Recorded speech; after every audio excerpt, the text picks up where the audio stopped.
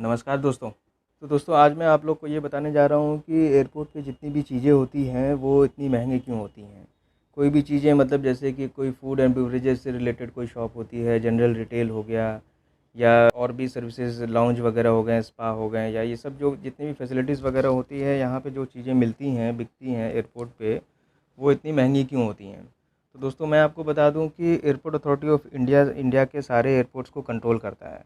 जिसमें से कुछ एयरपोर्ट जो हैं वो प्राइवेट हो चुके हैं। प्राइवेट मतलब कि वो एयरपोर्ट अथॉरिटी ऑफ इंडिया के साइड से लीज़ पे 30 साल के लिए या 50 साल के लिए दे दिए जाते हैं, जैसे दिल्ली, बॉम्बे, नागपुर, गुवाहाटी वगैरह हो गए।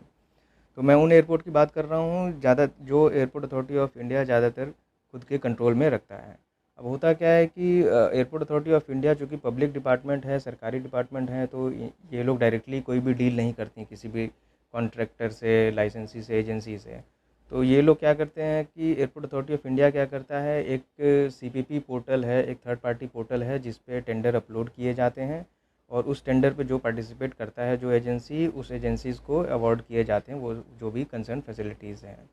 तो airport authority of India tender कैसे करता है, वो होता क्या है कि कोई भी लाइसेंस देने के लिए एक मिनिमम लाइसेंस फ़ी देते हैं। एयरपोर्ट अथॉरिटी एक डिज़ाइन करता है, उस पे एक टेंडर अपलोड किया जाता है, मतलब वो मिनिमम वैल्यू होती है जिसके ऊपर हाईएस्ट वैल्यू कोई भी एजेंसी आकर के बिड कर सकती है और जो हाईएस्ट बिडर होता है, जो हाईएस्ट कोट करता है, उसको वो कॉन्ट्रैक्ट दे दिया जाता है और फिर एग्रीमेंट होता है और ये कॉन्ट्रैक्ट फिर डेवलप होता है।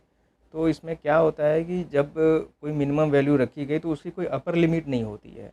मान लीजिए 10 लाख का कोई टेंडर अगर किया गया, वो रेस्टोरेंट से रिलेटेड हो गया या कोई भी रिटेल शॉप है अगर, तो हो सकता है कोई पार्टी 15 लाख बिड करे, 20 लाख बिड करे, 25 लाख बिड करे, ऐसे कोई अपर लिमिट नहीं रखी गई है। तो होता क्या है कि मान लीजिए किसी पार्टी ने हाईएस्ट बिड किया, उसने ज़्यादा बिड किया, तो ज़ाहिर सी बात है ज़्यादा बिड किया तो उसका हो सकता है कि कोई भी एजेंसी लाइसेंसी जो अगर एयरपोर्ट पे बिज़नेस करने आ रहा है तो वो उसका कहीं न कहीं मतलब तो होता ही है कि पैसेंजर फैसिलिटेशन के साथ-साथ उसको प्रॉफ़िट भी लेना है। तो प्रॉफ़िट दोस्तों कैसे होगा, क्योंकि अगर जब एयरपोर्ट अथॉरिटी भी एक वैल्यू रखता है उसके बाद ये लोग हाईएस्ट बिड कर देते हैं, तो कभी-कभी क्या होता है ये लोग कॉन्ट्रैक्ट लेने के चक्कर में ये लोग ज़्यादा बिड कर देते हैं। तो ज़्यादा बिड कर देते हैं तो इनको एयरपोर्ट अथॉरिटी को भी पेमेंट करना है, बाकी इनके स्टाफ वगैरह हो गए या जो टैक्सेस वगैरह हैं वो सब भी देने हैं। तो वो सब वो कैसे निकालेंगे, तो वो ये सब चीज़ें पब्लिक से निकालते हैं। मतलब जो भी सामान वो जो भी आइटम्स वो लोग बेच रहे हैं, सेल कर रहे हैं, तो उसकी वैल्यू वो लोग थोड़ा ज़्यादा रखने स्टार्ट कर देते हैं। तो ज़्यादा रखने से फिर उनके पास ज़्यादा पैसा आता है, फिर वो एयरपोर्ट अथॉरिटी को भी पेमेंट करते हैं और उनको फिर प्रॉफ़िट होता है। कुछ चीज़ें जो कि अगर एमआरपी प्रिंटेड हैं, तो मैं आपको बता दूँ जो एमआरपी प्रिंटेड होता है, ओवर एमआरपी बेचने का कोई भी रूल नहीं होता है। जो ओपन चीज़ें होती हैं जैसे समोसा हो गया, तो वो हो सकता है कि वो या थाली हो गई, ये सब चीज़ें हो सकता है कि वो लोग अपने हिसाब से एक प्राइस रख करके उसको बेचते हैं, सेल करते हैं।